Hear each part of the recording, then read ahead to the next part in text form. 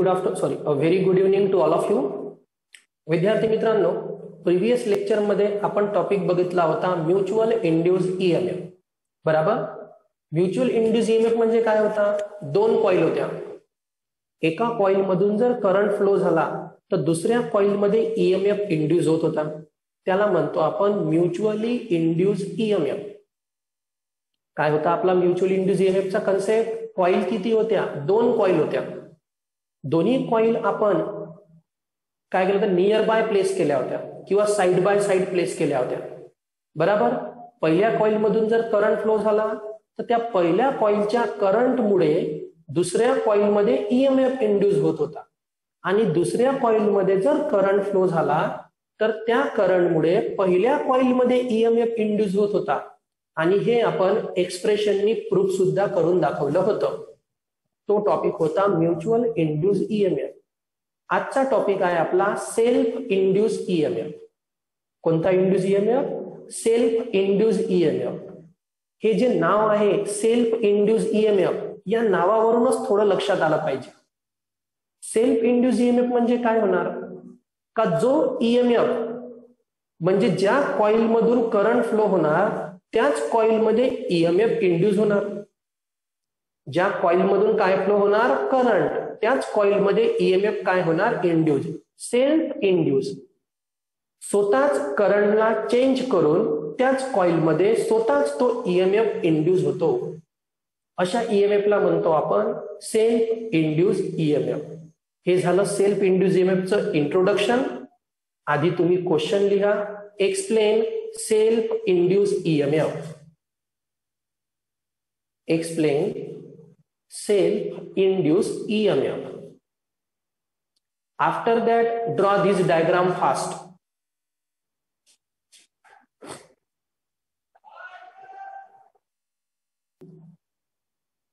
तर विद्यार्थी मित्रांनो, डायग्रामच्या आधी मी तुम्हाला बेसिक सांगितलंच आहे. बेसिक एकदम सिंपल आहे.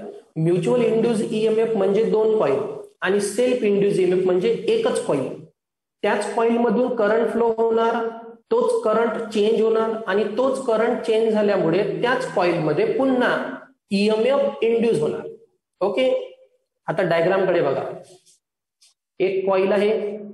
या कॉईलला सिरीज मध्ये काय कनेक्ट केलं आहे? रेओस्टॅट RH, battery B and switch K. एक कॉईल कन्सिडर केली.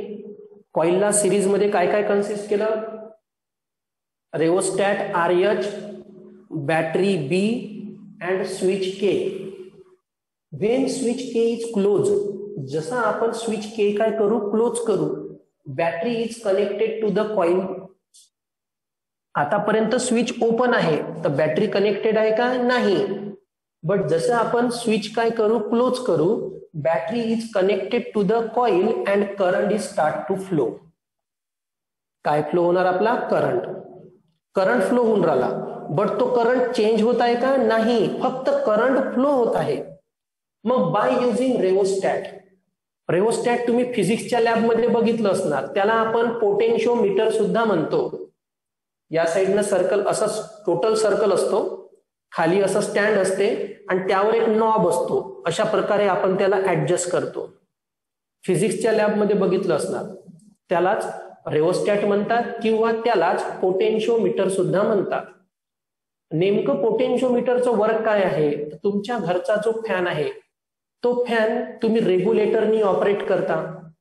कशाने ऑपरेट करता? रेग्युलेटर. तुम्हाला जर स्पीड जास्त पाहिजे तर ते रेग्युलेटर तुम्ही 4 नंबरवर नेता. 4 नंबरवर नेल्याबरोबर फॅनची स्पीड वाढते. त्यामागचं रिझन काय असणार? फॅनची स्पीड का बरं वाढली?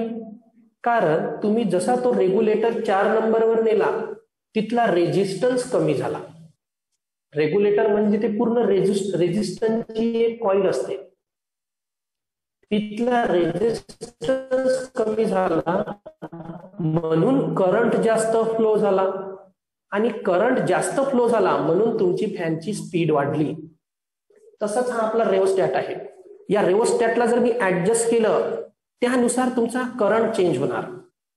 जसं आपण रेग्युलेटर चेंज करतो तुमचा करंट चेंज होते. करंट चेंज होते म्हणून तुमची फॅनची स्पीड चेंज होते. सेम जेव्हा मी या रेओस्टॅटला ऍडजस्ट करणार तेव्हा या कॉइल मधला फ्लो ऑफ करंट काय होणार, चेंज. करंट चेंज झाला का फ्लक्स प्रोड्यूस होईल, फ्लक्स प्रोड्यूस झाले का ईएमएफ इंड्यूस होणार, सेम कॉइल मध्येच ईएमएफ इंड्यूस होणार. म्हणून अशा इंड्यूस ईएमएफ ला आपण काय म्हणतो, सेल्फ इंड्यूस ईएमएफ. एकदा पुन्हा consider a coil which is seriously connected with rheostat, battery and switch. Initially switch is open, so there is no flow of current in the coil. बराबर. Initially switch is open, so there is no flow of current in the coil. When the switch is closed, then battery is connected to the coil. Switch close झाल्या बराबर ही battery या coil ला connected होणार and current is start to flow. By using rheostat, the current flowing through the coil is changed. या coil मधून flow होणारा current आपण रेओस्टॅटचा use करून काय करू शकतो, चेंज करू शकतो. Due to this flux is produce and EMF is induce in the coil. EMF is induce in the coil. याचंच मिनिंग काय होणार, इतकं सगळं लिहिल्यानंतर तुम्हाला त्याला शॉर्ट वर्ड मध्ये पुन्हा एक्सप्लेन करून सांगावं लागते. The production of induce EMF in coil itself. The production of induced EMF in the coil itself due to change in current. आधी तर मी तुम्हाला पूर्ण वर्किंग सहित सांगितलं कसं होते. तर आता फक्त एक लाईन डेफिनेशन सारखं. The production of induced EMF itself किंवा the production of induced EMF in the coil itself. Production of induced EMF in the coil itself due to change in current. This phenomenon is called as self-induced EMF. याच फेनॉमेनॉनला आपण self induced EMF असं म्हणतो. एकदा मी पुन्हा सांगून देतो, carefully लक्ष द्या. बिकॉज पेपर मध्ये एक तर mutual induce EMF, otherwise self induce EMF paper मध्ये विचारल्या जाणार. Consider a coil which is serially connected with rheostat, battery and switch K. Initially switch is open, so there is no flow of current in the coil. When the switch is closed, battery is connected to the coil and current is start to flow. By using rheostat, current flowing through the coil is changes. Due to this, flux is produced and EMF is also induced in the coil. The production of induced EMF in the coil itself. He line पुन्हा सांगतो. The production of induced EMF in the coil itself due to the change in current. This phenomenon is known as self-induced EMF. Okay? तर विद्यार्थी मित्रांनो, आता आपण self induce EMF या टॉपिकची पूर्णपणे explanation बघितलं आणि एंडिंगला त्याचा आपण डेफिनेशन सुद्धा बघितली. Now expression, see here carefully.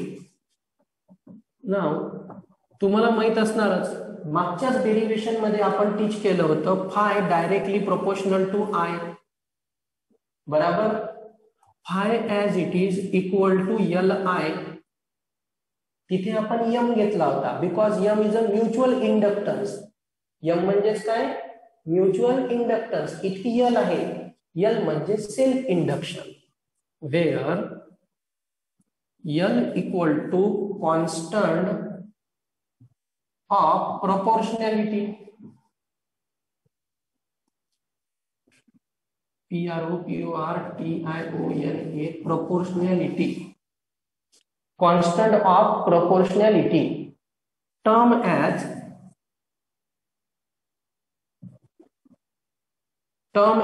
self inductance. यालाच काय म्हणतो आपण, सेल्फ इंडक्टन्स. लक्षात ठेव जा. तिथे लिहिलं होतं आपण where m equal to constant of proportionality term as mutual inductance. इथे आलं सेल्फ इंडक्टन्स. त्यानंतर वी नो दॅट बरोबर. या जेव्हा आपण चॅप्टर स्टार्ट केला होता electromagnetic induction, first day E equal to minus d∅dt. मागच्या डेरिवेशन मध्ये सुद्धा आपल्याला कामी आलं होतं E equal to minus d∅dt. पुन्हा E ॲज इट इज साइन मायनस d/dt. फायची व्हॅल्यू काय आहे L into I, so L into I. Okay, यामधला L काय आहे constant, so E equal to minus sign as it is. L constant आहे. L जर कॉन्स्टंट असलं त्याचं डेरिव्हेटिव्ह काढतो का आपण, नाही, त्याला बाहेर घेऊन जाऊ. L बाहेर इंटू काय राहिला मग di/dt. हा झाला बेटा सेल्फ इंड्यूस्ड ईएमएफ चा formula. Okay, write down fast.